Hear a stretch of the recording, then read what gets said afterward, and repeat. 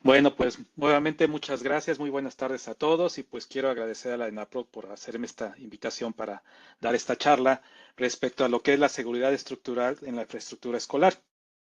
Nosotros en México tenemos aproximadamente alrededor de más de 265,000 planteles escolares de distinto nivel educativo, en donde asisten alrededor de 36 millones de estudiantes de distintos y en donde además laboran más de 2,1 millones de docentes, ¿no? Entonces, muchos le decimos a las escuelas como que es nuestra segunda casa, porque es en donde muchas personas pues pasamos la mayor parte de nuestras, bueno, una parte de nuestras vidas nos las pasamos en las aulas, ¿no?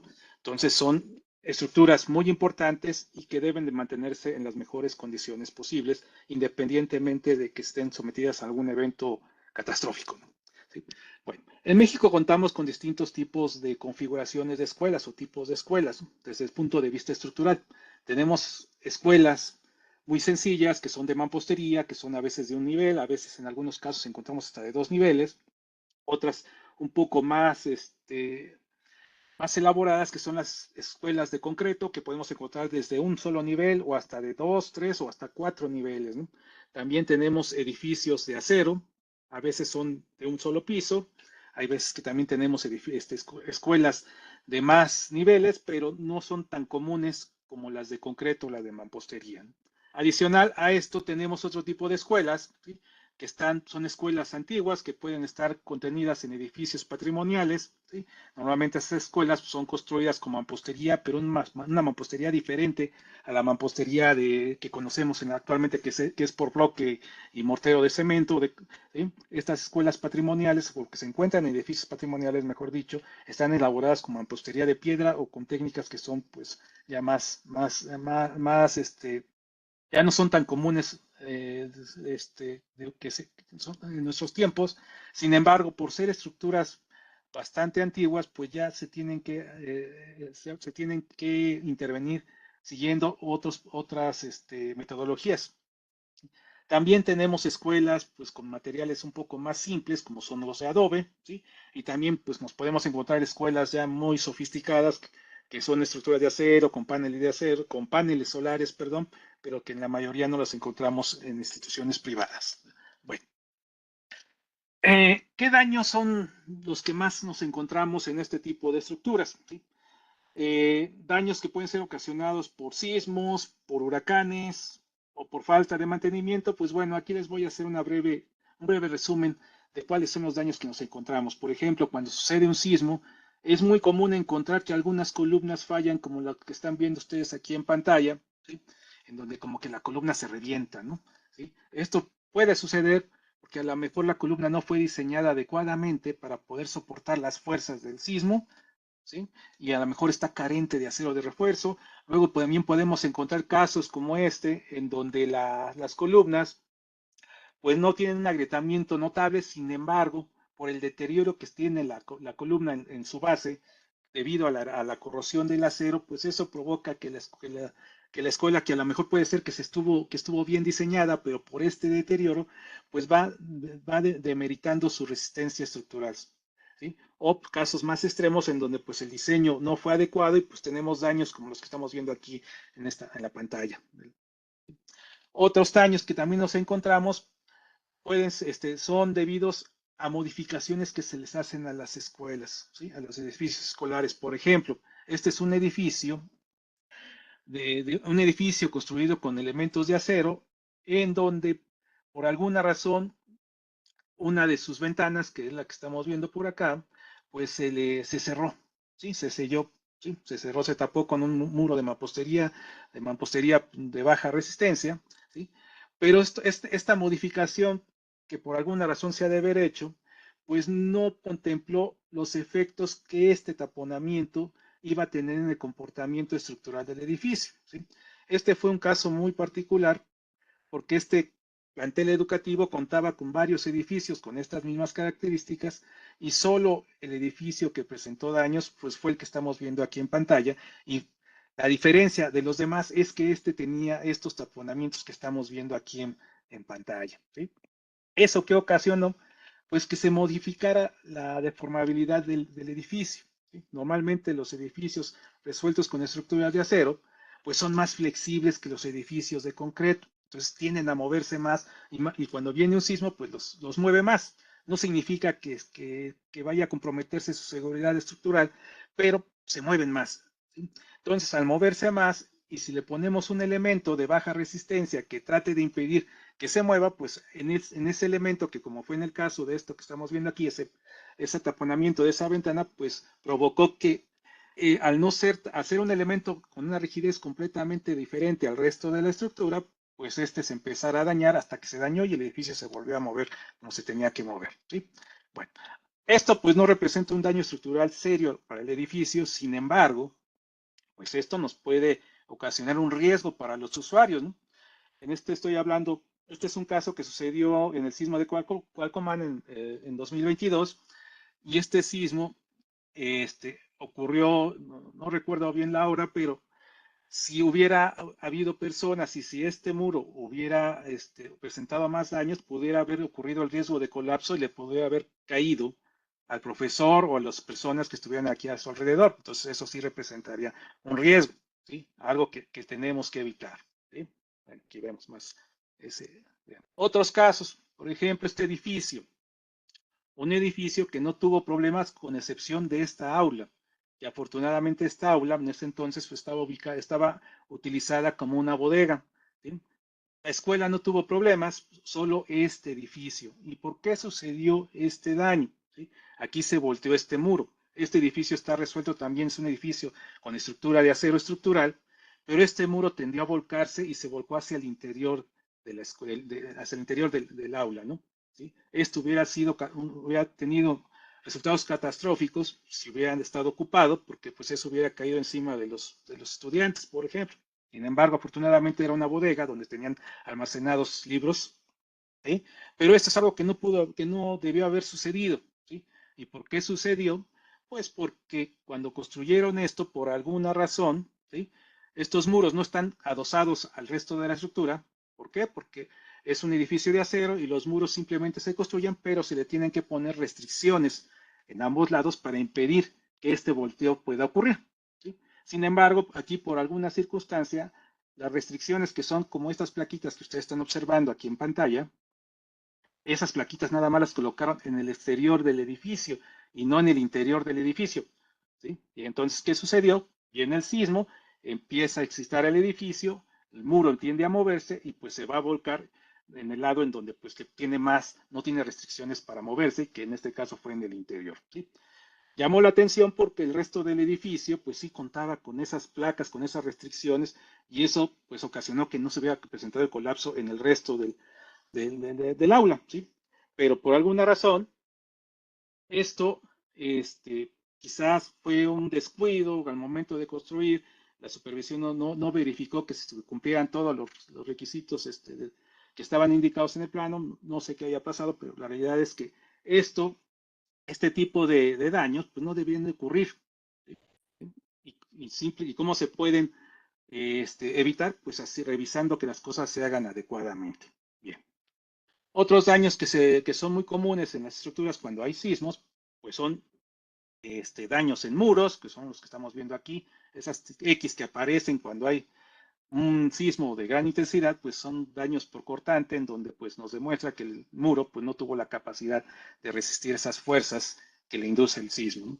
Otros daños que también son muy recurrentes y que sí no son muy graves, pero son bastante son algo escandalosos, es cuando vemos grietas que son pues paralelas, son horizontales o verticales bien definidas, ¿no? Eso normalmente sucede porque estos edificios, por ejemplo, en el caso de edificios de que escuelas resueltas con elementos de concretos, pues estos muros no están adosados a las vigas ni a las columnas, ¿sí? Le llamamos como especie de muro diafragma, ¿sí? Entonces el muro no debe estar conectado y entonces cuando llega el sismo, pues el muro tiende a moverse, se mueve un poco y pues eso ocasiona que aparezcan estas grietas, pero estas grietas pues no son de mucho cuidado, no son peligrosas, es una grieta que va a aparecer siempre que tengamos un sismo de gran intensidad, pues el muro va a tender a moverse, pero no va a provocar, no, esto no va a ocasionar que el muro colapse o se volquee, ¿sí? Otros daños también muy recurrentes son en elementos que quizás no tengan una función estructural muy significativa, sin embargo, pues sí pueden representar un riesgo, como es el que aquí que estamos viendo, que en el inciso D, que es en la azotea de un edificio, ¿sí? De un edificio escolar, de un aula, en donde pues normalmente aquí colocan lo que son tanques de agua, ¿sí? Y a veces, en algunos casos, pues para que esos tanques de agua no sean visibles, pues les construyen algunos muros, como los vemos aquí, pero esos muros los construyen pues, de una manera muy simple que carecen en algunos casos, como el que estamos viendo aquí en pantalla, carecen de refuerzo estructural y cuando llega el sismo, pues el sismo empieza a excitar el edificio y se presentan estos tipos de agrietamientos, ¿sí? Que demuestran que no hay una liga que haga que confine los muros que están, los 4 muros que bordean esos tanques, pues ocasionan estos daños, ¿no? No representa un daño estructural crítico para el edificio, sin embargo, si este muro tiende a volcarse, pues imagínense, ¿sí? Va a caer en las personas que esté afuera y eso sí puede traernos un riesgo, representa un peligro para la comunidad. Entonces estas cosas pues también hay que evitarlas, pero son cosas que se han presentado, ¿no? Otros daños muy comunes también cuando hay sismos, pues es el boteo de bardas perimetrales, ¿sí? Es casi seguro que cuando hay un sismo de gran intensidad, siempre lo primero que se cae en una escuela son las bardas perimetrales. ¿Y por qué se caen? Pues porque la mayoría de las veces no se diseñan adecuadamente, ¿sí? O no se coloca una cimentación adecuada, o no se le da el refuerzo adecuado, ¿sí? La cosa es que siempre, casi siempre, tenemos daños en este tipo de elementos, ¿sí? Y no debería suceder, ¿sí? Bueno, otros daños otras cosas que son muy comunes encontrar en la infraestructura escolar son modificaciones que se hacen al sistema estructural, ¿sí? Esto, por ejemplo, sucedió en una escuela en donde, pues, por alguna razón, se le, se le colocan, eh, tiene sus columnas y para poder colocar sus pizarrones, para poderlos colocar y que estén apoyados directamente en los muros, pues hacen modificaciones a la estructura, como fue en este caso. Aquí tenemos una columna que sobresale del muro, ¿sí? Y para poder lograr acomodar mejor su pizarrón, pues decidieron pues llevarse un pedazo de la columna, ¿sí? En ese pedazo no solamente se llevaron el concreto, sino también se llevaron el acero de refuerzo, ¿sí?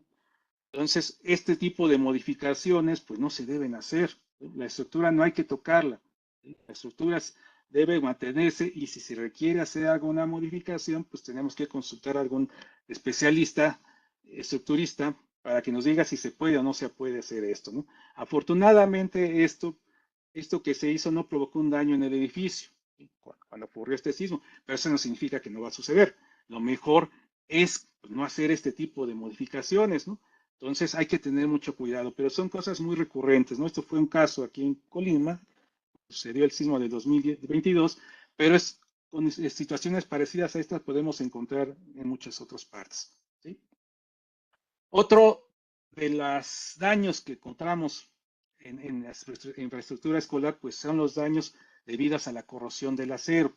Normalmente los que sufren más daño de corrosión son las plantas bajas, en donde pues cuando llueve, pues el agua de lluvia, pues ya sea que haya ligeras inundaciones o el agua vaya salpicando, y si el concreto no tuvo el cuidado requerido cuando fue colado, pues a lo mejor se formaron algunas fisuras y de entre esas fisuras poco a poco se va filtrando el agua hasta que con el pasado del tiempo, pues esa agua va llegando hasta donde tenemos la armadura del acero de refuerzo, ¿sí?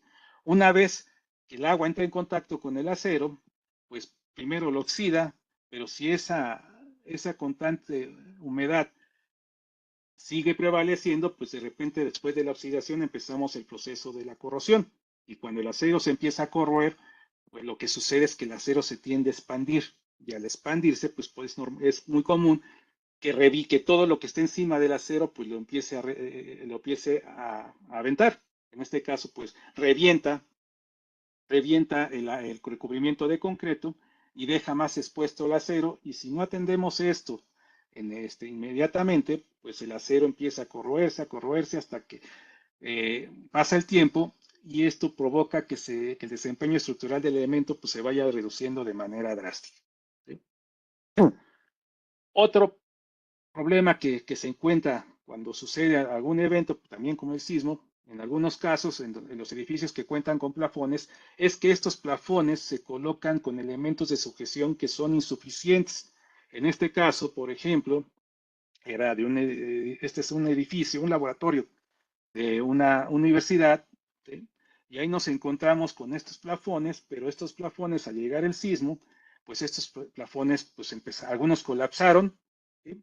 Y al revisar nos encontramos que los elementos de sujeción pues eran estos angulitos y estos clavitos muy pequeños que seguramente los metieron con una máquina o algo por el estilo, pero pues no tienen la capacidad ni de penetración, ni mucho menos la capacidad de carga para resistir estos plafones y más la fuerza que se le induce cuando hay un sismo, imagínense, se empieza a mover, pues finalmente tienden a colapsar. ¿Sí? Este edificio pues tampoco tuvo problemas estructurales, sin embargo, los problemas que presentó fueron problemas en elementos no estructurales que al ocurrir ellos, pues dejaron inutilizable esta área, esta aula, pues por mucho tiempo y además, pues era un peligro si hubiera habido alumnos en el edificio, pues le hubieran caído encima, ¿no? Entonces, el riesgo de la estructura, pues no era mucho, pero el riesgo de causarle daño a los ocupantes es elevado. Entonces, estas cosas, pues tenemos que ver la manera de evitarse y se pueden evitar, pero más adelante comentamos al respecto. ¿Sí? Bueno, ¿sí? Otra cosa, otra situación que encontramos cuando hay daños es que los edificios, por ejemplo, en edificios de concreto, pues normalmente tenemos las columnas, las vigas que forman un marco de concreto y luego tenemos los muros divisorios o pretiles, ¿sí? Que estos pretiles pues no forman parte de ese marco de concreto, ¿sí? Estos muros, entonces, pues como les comentaba, tienen una forma de moverse diferente y por lo regular siempre tienen, bueno, no por lo regular, siempre deben estar desligados del resto de la estructura, ¿sí? ¿Para qué? Para que estos muros pues no vayan a ocasionar un problema de falla de columna corta y le ocasionen daños a las columnas a donde estén adosadas, ¿no? Entonces, estos muros deben estar desligados del resto de la estructura, ¿no? En muchas escuelas así están, ¿sí? En esta parte, aquí no se alcanza a ver, pero aquí hay un tapajuntas, porque este muro está desligado del edificio, de la columna, pero queda un espacio, que en ese espacio, pues muchas veces para que no quede completamiento, pues se le coloca un tapajuntas para evitar que entre el aire, que entre basura, etcétera, ¿no? Así debería ser. Pero luego, ¿qué sucede? En muchos casos, en algunas escuelas, por alguna razón, la tapajunta se empieza a dañar y después lo que hacen, pues empiezan a rellenar estos huecos que hay aquí, ¿sí? Y no dejan esa separación entre el muro y en la columna, como vemos aquí en esta otra fotografía. Entonces, ¿eso qué puede provocar? Pues puede provocar que la columna pues, se diseñó para que fuera una columna más o menos de 2 metros, pero a nosotros restringirle la altura de la columna, dependiendo de la altura de este pretil, pues reducimos la longitud de la columna y eso puede provocar que la columna pueda fallar por un efecto de columna corta. Entonces, cuando se tienen ese tipo de juntas, pues están por algo y hay que respetar eso y no hacer alteraciones. Y si se requiere hacer alguna alteración, como les comento, tienen primero que consultar a un especialista estructural para que les diga si es viable o no es viable hacer eso. Bueno. Otros daños, bueno, también muchos de los daños que encontramos en los edificios, ¿sí? Son debidos a la falta de mantenimiento, ¿sí?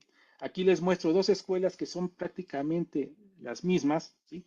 Ubicadas en distintos puntos de la Ciudad de México, pero una escuela, pues, la escuela de color blanco, pues ha tenido un programa de mantenimiento más frecuente que la escuela azul, ¿sí? Entonces, estructuralmente las vemos y no tienen problemas estructurales todavía, ¿sí? La escuela blanca mucho menos, pero la escuela azul pues ya empieza a tener problemas de deterioro pues por falta de mantenimiento. Y la mayoría de las veces ese deterioro pues es lo que le comentaba en las diapositivas previas, es con la corrosión del acero, ¿sí? ¿Sí? Si nosotros tenemos elementos que están fisurados, no necesariamente porque haya habido un evento, un sismo fuerte, o por el estilo, simplemente a lo mejor por el proceso constructivo no se cuidó adecuadamente el curado del concreto, pues el concreto queda fisurado y pues con el paso del tiempo se va filtrando el agua y eso ocasiona la corrosión. Entonces hay que evitar eso. ¿Cómo evitarlo? Pues dándole mantenimiento a esto. Yo sé que lo que estoy diciendo es lo que se debe hacer, pero la realidad pues es otra y pues porque no se cuentan a veces con los recursos para darle el mantenimiento preventivo a las escuelas y por lo regular casi siempre el mantenimiento que se les da pues ya es un mantenimiento correctivo cuando ya hay problemas serios de las estructuras. Pero bueno, esos son algunos de los daños que nos encontramos comúnmente cuando hay algún sismo o hacemos alguna inspección, pero también no es el único evento catastrófico que puede ocurrir. También tenemos los huracanes y en los huracanes casi no tenemos problemas estructurales en los edificios principales, pero ¿qué sucede en las estructuras más simples que son, por ejemplo, aquí estoy hablando del caso del huracán Otis, que son escuelas en Acapulco, en donde la mayoría de las escuelas, donde tienen sus patios, tienen unas cubiertas. Esas cubiertas, ¿qué sucede con ellas? Pues la mayoría de ellas, en este caso, por ejemplo, cuando fue el caso del huracán Otis, estas cubiertas, perdón, colapsaron. ¿Por qué? Porque seguramente no se diseñaron adecuadamente o a veces se diseñan sin la asesoría técnica y simplemente la gente se organiza, ¿no? O no sé cómo, da la impresión que este tipo de estructuras son de autoconstrucción o simplemente se encuentran un prototipo y ese prototipo lo replican sin revisar si ese prototipo va a tener la capacidad de resistir las acciones que son comunes en el sitio donde se está construyendo, ¿no? Para muestra, pues podemos ver esta fotografía en donde esta escuela tenía dos techumbres, una techumbre más moderna que fue con la que vemos aquí colapsada y la otra techumbre que parecía que ya tenía más tiempo y vemos que esta pues no tuvo tantos, no colapsó y esta sí colapsó, ¿no? Pero bueno, normalmente cuando son huracanes los daños más recurrentes pues son estos, son colapso de cubiertas o rotura de vidrios, de ventanería, ¿sí? Que en estos casos pues no afectan tanto la seguridad estructural del edificio. Sin embargo, al romperse una ventana, pues entran los vientos y todo el contenido que tiene el aula, pues se puede echar a perder porque se moja, se rompe, etcétera, y pues eso hace que quede inoperante el aula o el edificio educativo. Aquí vemos muchos casos y fue los daños más recurrentes que se presentaron, por ejemplo, cuando fue el huracán Otis. Bueno, entonces, esos son algunos de los daños que son más comunes en la infraestructura escolar.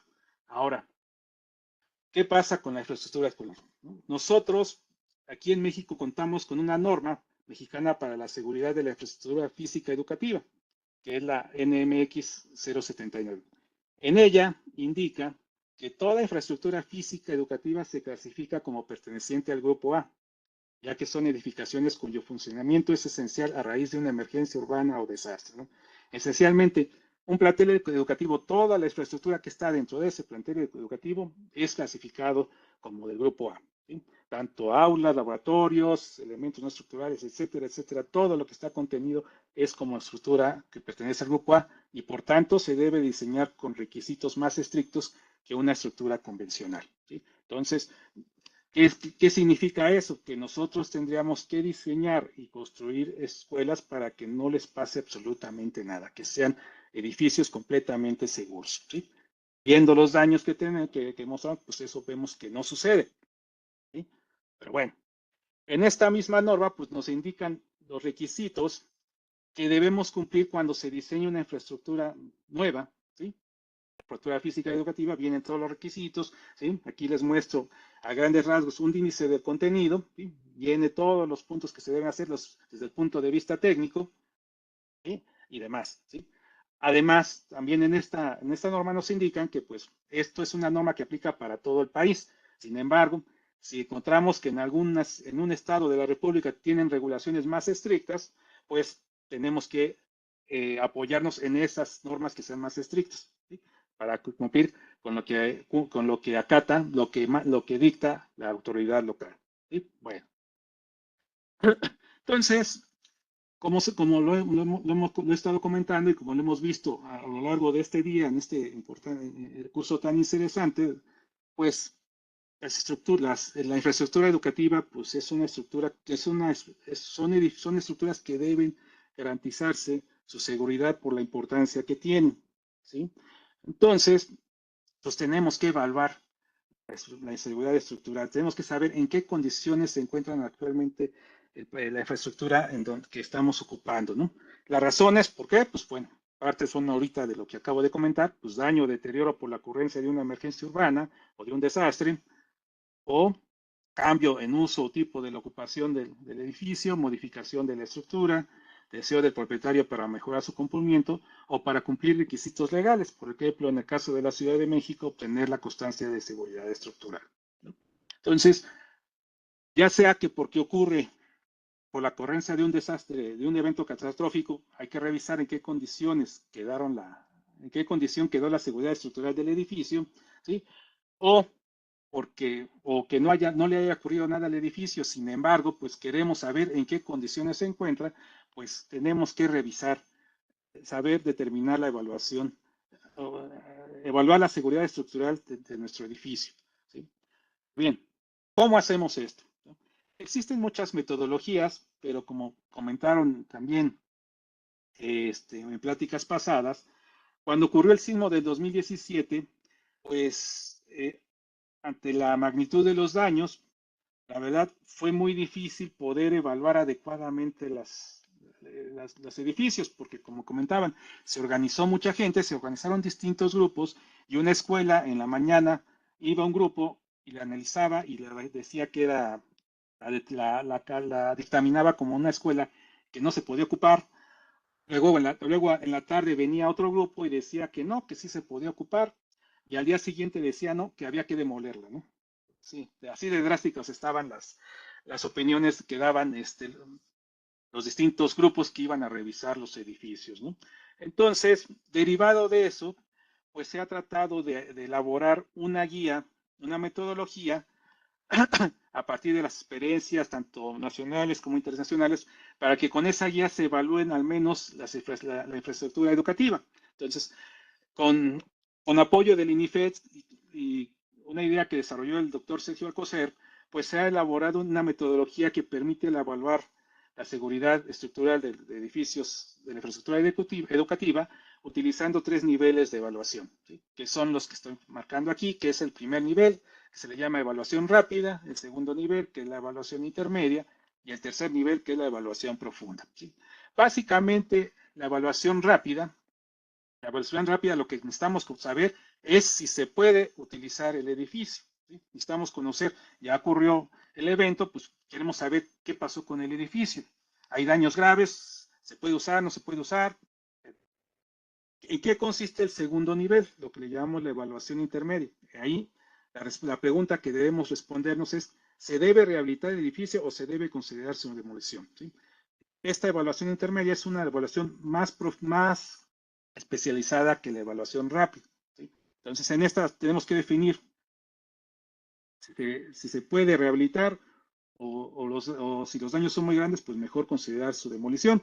Y finalmente, el tercer nivel de evaluación, que es la evaluación profunda, ahí es donde ya decidimos cómo se va a rehabilitar el edificio, ¿sí? La evaluación rápida, ¿sí?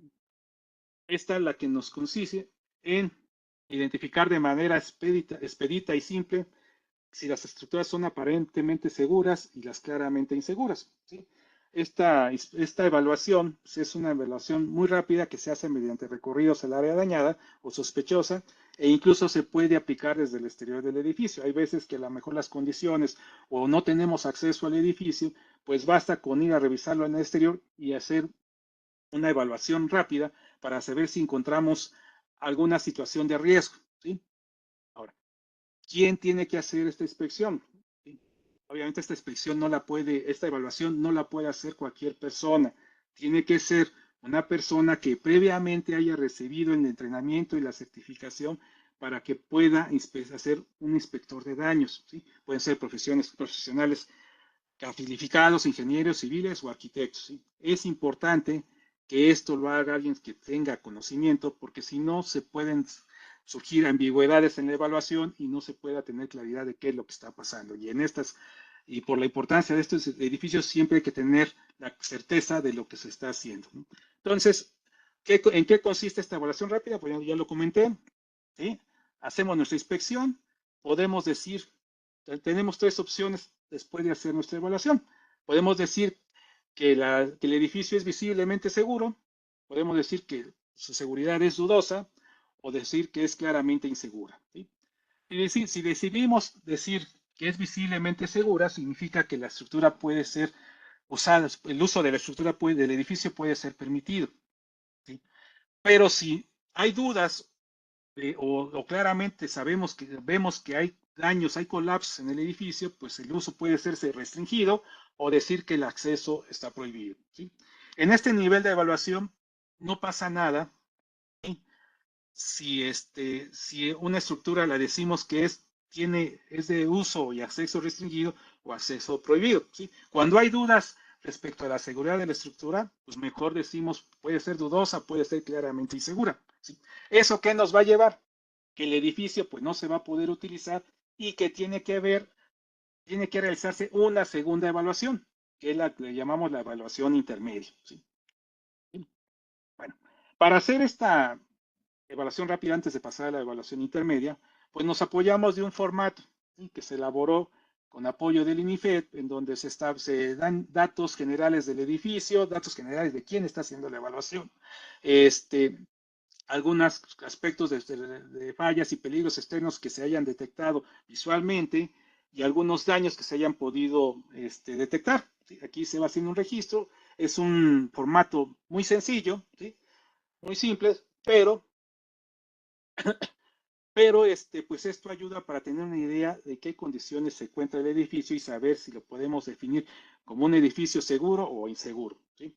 Si el edificio en sí lo consideramos que es inseguro, ya sea que esté en amarillo o esté en rojo, pues eso significa que tiene que pasar un segundo nivel de evaluación.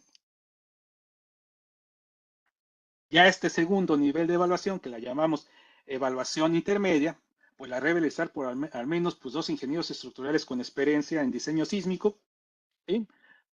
Y al hacer esta evaluación, pues se pretende resolver las siguientes interrogantes: saber si el edificio debe ser rehabilitado, también definir con qué prioridad, si exhibe daño severo generalizado, debemos de definir si se recomienda un estudio más detallado para decidir si se demuele o se rehabilita, ¿no? Entonces, en esta evaluación, pues bueno, se revisa la información que se tiene disponible del edificio, también se puede hacer una inspección más detallada, tanto en el interior como en el exterior, si es posible, ¿sí? Se debe de inspeccionar cómo quedó el sistema estructural del edificio, ver qué peligros existen en los elementos estructurales y todo esto irlo transcribiendo o colocándolo en un formato de evaluación intermedia, ¿sí? Entonces, aquí igual hacemos nuestra evaluación intermedia, podemos decir que a lo mejor la estructura concluimos que es visiblemente segura, entonces pues ya se puede utilizar el edificio. Pero si con esta evaluación intermedia llegamos a la conclusión de que es dudosa o claramente insegura, pues eso significa que el edificio no se puede usar, ¿sí? Y tenemos que pasar un tercer nivel de evaluación, que es lo que llamamos evaluación profunda, ¿sí? Pero bueno, antes de pasar a ello, aquí les muestro el formato de evaluación intermedia, en donde ya se describen aspectos más técnicos de las condiciones actuales del edificio, tanto de materiales como del sistema estructural, etcétera, ¿sí? No lo voy aquí a leer, más adelante les comparto las referencias para que ustedes puedan consultar esto con calma, pero bueno, se elaboran estos formatos y bueno, ya se decide si se pasa o no se pasa al siguiente nivel de evaluación, que es la evaluación profunda. En la evaluación profunda, pues ya como tal es un estudio que se realiza con especialistas en donde ya se debe revisar el comportamiento sísmico de la estructura con base a análisis, modelos, etcétera, estudios de materiales, etcétera, etcétera, etcétera, con el propósito de que identifiquemos las deficiencias que tiene el edificio y con ellas saber, pues, qué vamos a hacer, qué vamos a hacer con el edificio, si se van a plantear algunas técnicas de rehabilitación y cuáles son viables y cuáles no, ¿sí? Ahora, este estudio, por ejemplo, pues estudio, pues en general ya es un estudio más profundo, es un estudio que ya tiene un costo, ¿sí? Porque hay que hacer hay que contratar ingenieros, etcétera, etcétera, etcétera, y pues normalmente el propietario es que se debe encargar de contratar estos servicios, que en este caso, pues bueno, si es un edificio escolar de educación pública, pues bueno, más adelante vemos el mecanismo ahorita que existe para poder hacer este tipo de rehabilitaciones, que, que tenemos que discutir un poco a detalle porque tiene ciertas cosas que pueden generar algún problema. En la evaluación profunda, tomándolo, pues bueno, tenemos ya una guía que se ha elaborado, ¿sí? Que es la guía de rehabilitación sísmica de la infraestructura física educativa, ¿sí? Es una guía técnica en donde pues ya se dicen los criterios que hay que hacer para hacer esta evaluación profunda, ¿sí? Y después definir qué tipo de rehabilitación se va a hacer con el edificio, ¿sí? O tal vez puede suceder ahí que la evaluación profunda nos diga, pues hay que demolerlo, ¿sí? Eso, todo esto lo tiene que hacer, pues, especialistas, no lo tiene que hacer este, un comité o algo, tiene que hacer un comité escolar, no tiene que, esta decisión la tiene que hacer gente especializada, ¿sí? Bueno, ¿qué pasos debe hacerse para poder realizar una rehabilitación de una estructura? ¿Sí? Son 5 pasos esencialmente, ¿sí? Tenemos el primer paso, que es la investigación. Hay que investigar toda la información referente a la estructura, ¿sí? Planos estructurales, memorias de cálculo, etcétera, etcétera, etcétera, ¿sí? Voy un poquito más rápido. El paso número 2 es evaluar el desempeño estructural del edificio con respecto a rigidez, resistencia, de utilidad, etcétera. Son cosas técnicas que ya los tiene que hacer un especialista. El punto número 3 son criterios de evaluación, ver cuáles son los reglamentos con los que se construyó ese edificio, hay que ver cómo está el edificio con respecto al reglamento vigente, hay que definir, bueno, bien, encontrar los puntos débiles del edificio, eliminarlos y después definir un nivel de desempeño que sea el objetivo para poder, un nivel de desempeño que queramos que el edificio alcance después de la rehabilitación, ¿sí? Después de ello viene el punto número 4, que son esquemas de rehabilitación, en donde pues tenemos que desarrollar varias opciones para corregir las deficiencias estructurales que hayamos encontrado después de hacer nuestra evaluación estructural, ¿sí? También es muy importante en este punto, pues ya que vamos a corregir de las deficiencias, también con lo que vayamos a reforzar el edificio, también tenemos que revisar que no vaya a crear nuevos puntos débiles, que a lo mejor corregimos algunas deficiencias, pero con las modificaciones que hagamos, pues generamos otras deficiencias y eso nos genera a lo mejor un mayor problema del que teníamos al inicio. Entonces hay que ver todo eso, revisar también la computabilidad de este reforzamiento, ¿no? También, pues, algo muy importante, pues, es seleccionar el esquema en función también del beneficio-costo, ¿no? Todo el proceso de rehabilitación, no nada más la rehabilitación, sino los estudios previos, pues son cosas que son costosas, ¿no? Y finalmente la ejecución, ¿sí? Para que ya se ejecute lo que hayamos decidido, pues tenemos que expresarlo, planos claros y completos, inspección del diseñador, entrenamiento de obreros, especialmente en casos de técnicas especializadas, y el aseguramiento de la calidad, ¿sí? Eso es muy importante, ¿no? No nada más basta tener un buen proyecto, sino ya al momento de ejecutar ese proyecto tenemos que revisar minuciosamente que se haga lo que estaba en los planos y se haga tal cual, ¿no? Y si se tiene que hacer alguna modificación, primero se consulte con el diseñador para ver si es factible hacer esa modificación o qué impacto tendría, ¿no? ¿Sí? Pero no hay que seguir siempre las cosas como se diseñaron. Entonces, en la rehabilitación sísmica, pues, ¿qué es lo que se hace? Pues nosotros son una serie de actividades y procesos que en las que lo que queremos hacer al realizar una rehabilitación sísmica es primero restituir las condiciones iniciales de un elemento o estructura dañado. Hay que reparar. Después de ahí, ¿qué es lo que tenemos que hacer? Pues incrementar la resistencia del edificio, ya sea reforzando, ¿sí? Rigidizando, etcétera, etcétera, ¿sí? Pero eso es lo que queremos, ¿sí? De nada vale, nada más, si hay un daño, pues nada más, si hubo una grieta en un muro, por ejemplo, pues nada más lo vamos a inyectar y así lo dejamos. No, no, no. Hay que ver ahora cómo incrementamos esa resistencia para que ese muro no se dañe y no dañe al resto de los muros que tengamos. Entonces, eso lo tenemos que revisar con calma. ¿Sí?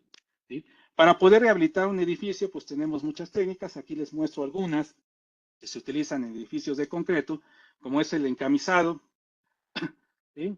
El encamisado de los elementos de marco resistentes, añadir muros, sustituir o encamisar muros diafragma, añadir contraventeos metálicos, separar, recortar petiles de mampostería adyacentes, añadir sistemas de protección. Bueno, hay muchas técnicas, ¿sí?, especializadas que pueden aplicarse en este tipo de edificios. Siempre, antes de aplicar una, pues hay que evaluar cuál es la que más nos conviene, ¿sí? Pero eso lo tiene que hacer un especialista, ¿sí? Aquí les muestro alguna parte de la bibliografía que les comentaba para hacer la evaluación y rehabilitación de este tipo de edificios, que esto también puede aplicarse a cualquier edificio, no nada más que sea escuela, sino cualquier edificio, cualquier edificación. Estas recomendaciones que se hacen en estos libros pueden ser aplicables. Bueno, adicionalmente en la Ciudad de México, ¿sí?, tenemos algo que se llama la norma técnica complementaria para evaluación y rehabilitación estructural de edificios existentes, ¿sí? Entonces aquí les muestro el contenido, entonces también nos podemos apoyar en esta norma y en los documentos previos que les acabo de comentar, ¿sí? Bueno, y aquí rápidamente les muestro un caso de evaluación estructural que nosotros como Instituto de Ingeniería hemos realizado en algunos edificios escolares de la Ciudad de México, ¿sí?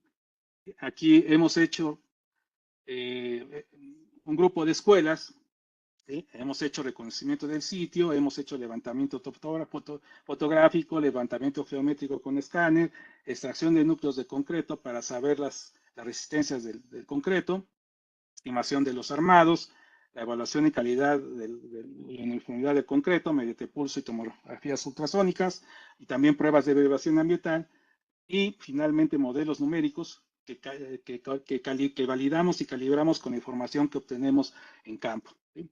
Aquí les muestro brevemente parte de lo que hemos hecho, ¿sí?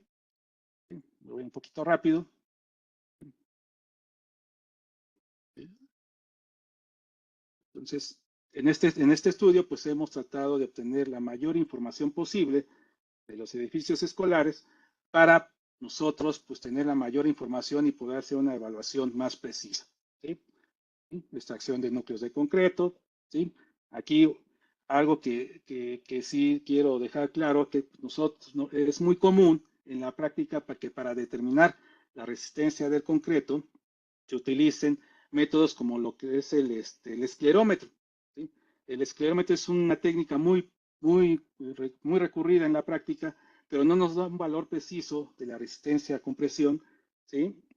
Y no es recomendable hacer. Lo ideal es siempre extraer núcleos de concreto, ¿sí?, ensayarlos en laboratorio, y además, no nada más es importante obtener la resistencia a compresión, que ese es el dato que la mayoría de la gente obtiene cuando hacen evaluaciones estructurales, ¿no?, sino también es muy importante determinar el módulo de elasticidad, ¿sí? Entonces, todo eso pues no se puede obtener ya con un esclerómetro, entonces siempre hay que recurrir a la extracción de núcleos de concreto, ¿sí? ¿Sí? Yo sé que eso a veces incrementa un poco el costo, pero la verdad, si se necesita hacer una evaluación más certera, pues hay que hacer este tipo de estudios, ¿sí? Aquí muestro otras, otras pruebas que hacemos para determinar la calidad de concreto. También es muy importante determinar el estado de carbonatación del concreto, perdón, para saber si en algún momento ese concreto, esa carbonatación, pues va a llegar al acero. El momento que llegue, pues el acero se va a empezar a corroer, ¿sí? Entonces, son estudios que hay que considerar en ello, ¿sí? Y bueno, hacemos calas, etcétera, etcétera, etcétera. Bueno, sí, me voy aquí a acelerar un poquito porque quiero llegar al último punto para dar respuesta a las preguntas que veo que están realizando, ¿sí?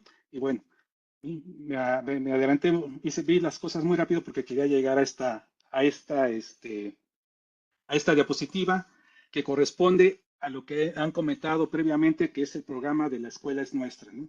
Este es un programa que surgió en el 2019 con el objetivo principal de mejorar la infraestructura y el equipamiento de las escuelas públicas, fomentando la participación de la comunidad escolar en la toma de decisiones sobre los recursos. En principio, esto me parece una medida que transparenta mejor el manejo de estos recursos. ¿Por qué? Porque estos recursos que se gestionan aquí, pues llegan, como dice ahí, de manera directa y sin intermediarios a los comités escolares de administración participativa que le llaman la SEAP. ¿Sí? Ahora aquí viene el problema. ¿Sí? Los SEAP podrán utilizar los recursos en apego al objetivo general del programa y de acuerdo con la decisión que tome la comunidad escolar en su asamblea. Los SEAP es el responsable de ejecutar y supervisar que las actividades a realizar cumplan con la normativa local y federal. ¿Sí? ¿Sí? En cuanto a la selección de sus constructores técnicos y demás, la decisión recae exclusivamente en las comunidades escolares, ¿no? Y es aquí en donde pues sí ya da un poco de miedo, ¿sí? Porque ahorita todo lo que les mostré, pues son los estudios que se deberían hacer, todo el trabajo que se tendría que hacer para evaluar la seguridad estructural en un edificio y la conclusión después de hacer esa evaluación es que hay que rehabilitarla, pues también hay que hacer una serie de estudios, ¿sí? Una serie de procesos técnicos para poder lograr que el edificio cumpla con la normativa vigente y sobre todo que sea seguramente, que sea un edificio estructuralmente seguro, ¿sí? Y ahorita, como está esto definido, pues a los SEAPs se les deja toda la responsabilidad de que ellos se encarguen de decir qué se va a hacer con el edificio y cómo se va a hacer. Y eso, pues es peligroso porque probablemente, seguramente, la mayoría de los SEAP, pues no están capacitados para entender o comprender qué es lo que se debe hacer y cómo se debe hacer, ¿sí? Existen, como comentaron en la ponencia pasada, algunas guías LEN, que son guías de apoyo, en donde nos dicen qué hacer para estos casos.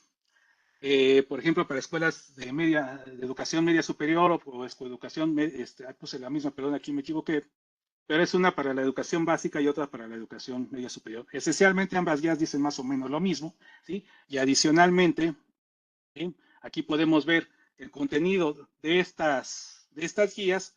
Nada más muestro aquí lo que compete a la rehabilitación y ampliación. Y pues vienen algunos detalles que a mi parecer creo que son buenos, porque al menos la gente con esto va a tener una idea de qué es lo que tiene que hacer. Ahora, ¿cómo lo tiene que hacer? Pues eso sí lo tiene que hacer consultando a un especialista, ¿sí? ¿Sí? Porque bueno, vean aquí. Como en el caso de la guía que se llama Planteles de Situación de Emergencia. Aquí fíjense lo que dice. Es importante que el SEAP haga un recorrido para observar y registrar cualquier situación que pueda afectar el buen funcionamiento de la escuela o que represente un riesgo para la comunidad escolar, ¿sí?